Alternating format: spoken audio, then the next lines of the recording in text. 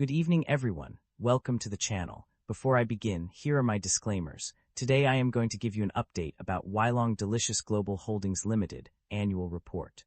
Weilong Delicious Global Holdings Limited is a leading manufacturer and distributor of spicy snack food globally. Founded in 2001, the company has established itself as a prominent player in the industry. Its product line includes seasoned flour, vegetable products, egg-based items, bean-based products, and other offerings. The company's diverse range of products caters to various tastes and preferences, making it a one-stop shop for customers seeking spicy snack food. With its international presence, Weilong Delicious Global Holdings Limited has expanded its reach beyond the People's Republic of China, solidifying its position as a global brand in the industry.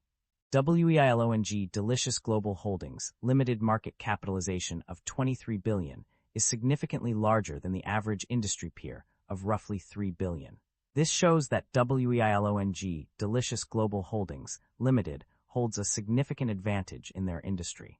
Weilong Delicious Global Holdings Limited trades at a higher price-to-earnings ratio of 16 times and a higher price-to-book ratio of 2.7 times relative within the industry. While the stock does not screen as absolutely cheap, mixed valuation signals relative to industry peers prevent a definitive conclusion. With the broader industry trading at lower valuation levels, this may reflect transitional pricing dynamics rather than clear mispricing, warranting further analysis of earnings quality, growth sustainability, and balance sheet strength.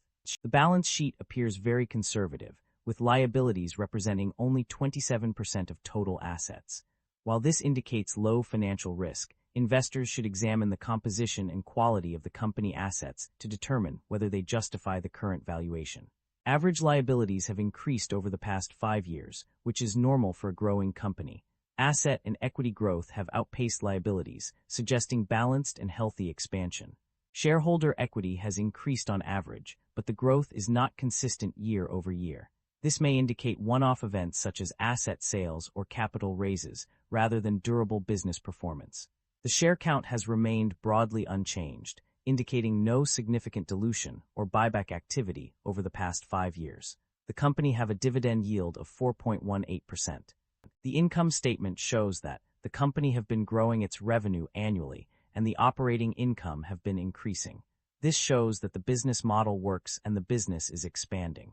The company comfortably covers its interest expenses through operating income and maintains a strong cash position relative to current liabilities. Additionally, special charges appear non-recurring, suggesting high earnings quality and strong financial resilience. The primary drivers of revenue growth in the company are multifaceted and varied. One key factor is the increase in sales of goods, which rose by 15% from 2024 to 2025. Additionally, trade receivables from third parties increased by 70.6%, indicating a significant improvement in cash flow management. The company's proactive innovation and product upgrading efforts have also contributed to revenue growth, as has the diversification of channels and consumption scenarios. The adoption of an omnichannel strategy across online and offline platforms has been instrumental in driving sales, with new product launches such as Konjac Shuang and Kiss Burn gaining popularity among consumers. The company's ability to align its products with consumer taste preferences has also been a significant factor in revenue growth. Furthermore, the growing preference for domestic brands and the increasing demand for healthy diets have contributed to the company's success.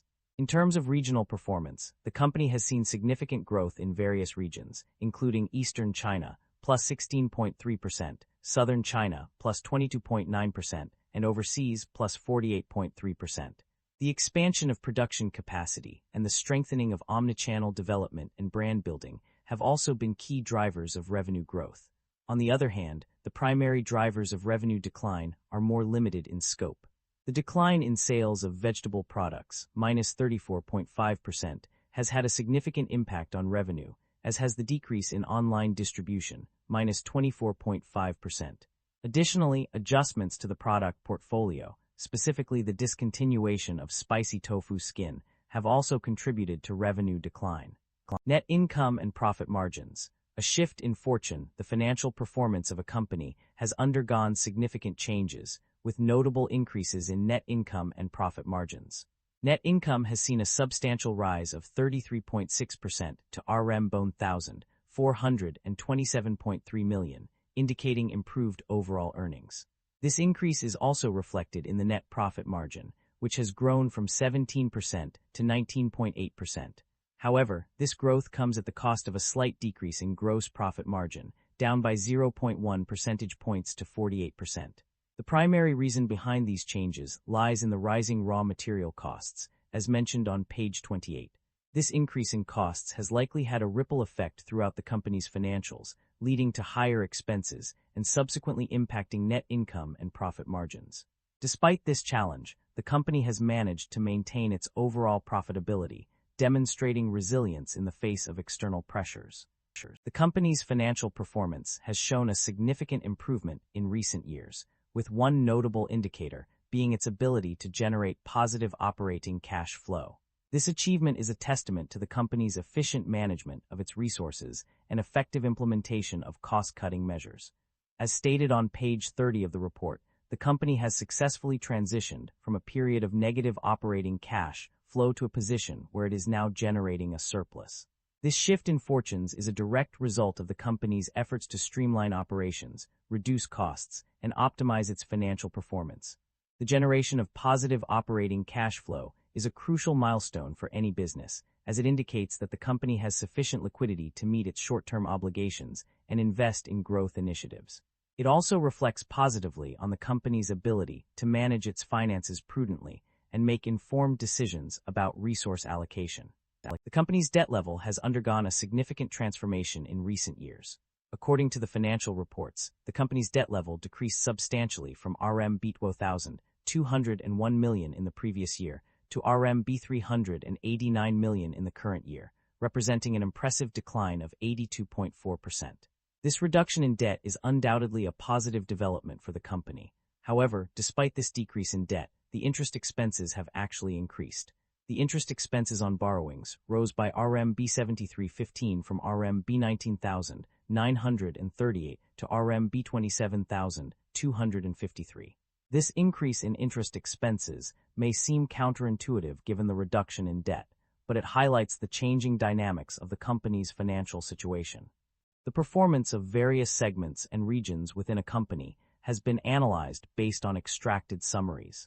In terms of segments, vegetable products stood out as a strong performer, with revenue increasing by 33% from 3,370,552 RMB in 2024 to 4,505,935 RMB in 2025. This growth was accompanied by an increase in gross profit, which rose by 29% over the same period. On the other hand, seasoned flour products experienced a decline in revenue and gross profit, with decreases of 4% and 2%, respectively.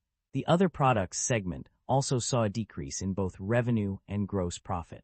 Looking at regional performance, the People's Republic of China, PRC, was a standout, with revenue increasing by 15% from 6,187,110 RMB in 2024 to 7,106,331 RMB in 2025.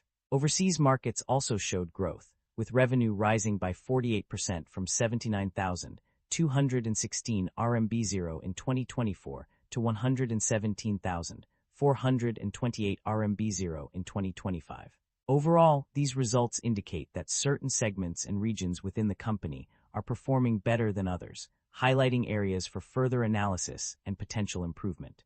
Management's vision for the company revolves around transforming authentic Chinese cuisine into accessible snack foods for a global audience. To achieve this, they are focusing on three key aspects: product experience, brand image, and operational efficiency.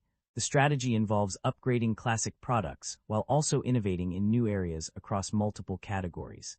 The ultimate goal is to establish leadership in two critical areas: Net Promoter Score, NPS, and operational efficiency.